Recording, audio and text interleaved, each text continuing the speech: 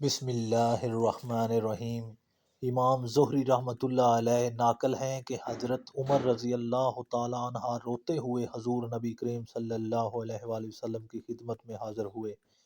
آپ نے وجہ پوچھی تو عرض کیا کہ یا رسول اللہ صلی اللہ علیہ وآلہ وسلم، دروازے پر ایک نوجوان رو رہا ہے جس نے میرا دل جلا دیا ہے۔ فرمایا عمر، اسے اندر لے آؤ۔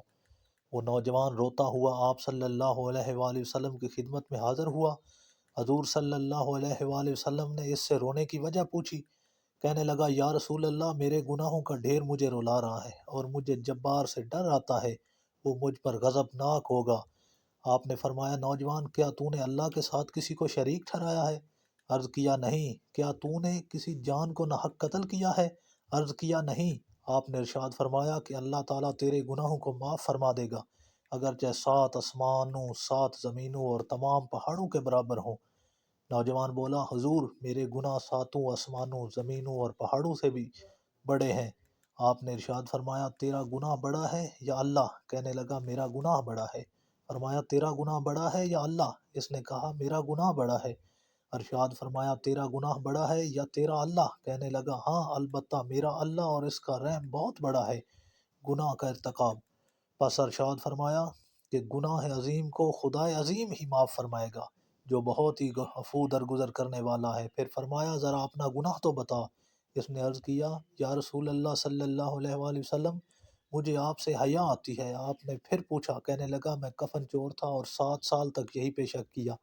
ایک دفعہ انصار کی ایک لڑکی فوت ہوئی، میں نے اس کی قبر کھودی، کفن اتار کر چل دیا۔ ابھی تھوڑا دور ہی گیا تھا کہ شیطان نے مجھ پر غلبہ پایا اور میں نے لوٹ کر اس سے مجاہمت کر لی۔ ابھی میں قبر سے نکل کر تھوڑی ہی دور گیا تھا، کیا دیکھتا ہوں وہ لڑکی کھڑی پکار کر کہہ رہی، اے نوجوان، تجھے قیامت کے دن جزا و سزا دینے والے سے حیا نہیں آتی؟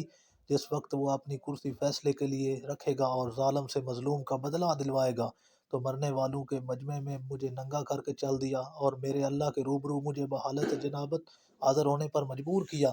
یہ سنتے ہی حضور صلی اللہ علیہ وسلم اچھل کھڑے ہوئے اور اس کی گدی پر ایک تھپڑ رسید کیا اور فرمایا فاسق، تو بس آگ کے لائق ہی ہے، دفع ہو یہاں سے، توبہ۔ نوجوان وہاں سے نکلا، 40 راتوں تک اللہ کے حضور توبہ کرتا مارا مارا پھرتا رہا۔ 40 راتوں کے بعد آسمان کی طرف سر اٹھا کر کہنے لگا، اے محمد صلی اللہ علیہ وآلہ وسلم، کہ خدا آدم اور حوا کے محبوب، اگر تجھے میری توبہ منظور ہے تو حضور صلی اللہ علیہ وسلم اور آپ کے صحابہ کرام کو اس کی خبر دے دے، ورنہ پھر آگ بھیج کر مجھے جلا دے اور آخرت کے عذاب سے نجات دے دے۔ اتنے میں جبرائیل علیہ السلام تشریف لائے، سلام کہا اور اللہ تعالیٰ کی طرف سے آپ صلی اللہ علیہ وآلہ وسلم کو سلام پہنچایا۔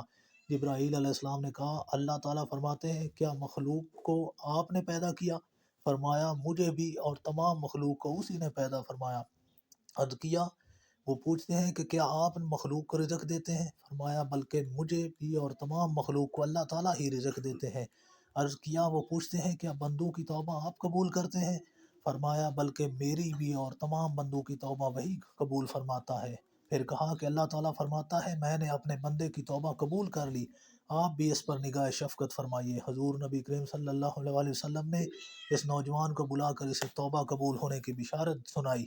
سبق: اس واقعے سے ہمیں یہ سبق ملتا ہے کہ عقل مند آدمی کو اس سے سبق لینا چاہیے اور جاننا چاہیے کہ زندہ کے ساتھ زنا کرنا مردے کے ساتھ زنا کرنے سے زیادہ بڑا گناہ ہے۔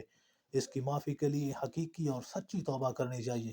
تو دیکھیے جب سچی توبہ پیش کی تو اللہ تعالیٰ نے اسے معاف فرما دیا، اور یہ بھی ضروری ہے کہ جس حیثیت کا گناہ ہو توبہ بھی اسی درجے کی ہونی چاہیے۔ اللہ ہم سب کا حامی و ناصر ہو، آمین۔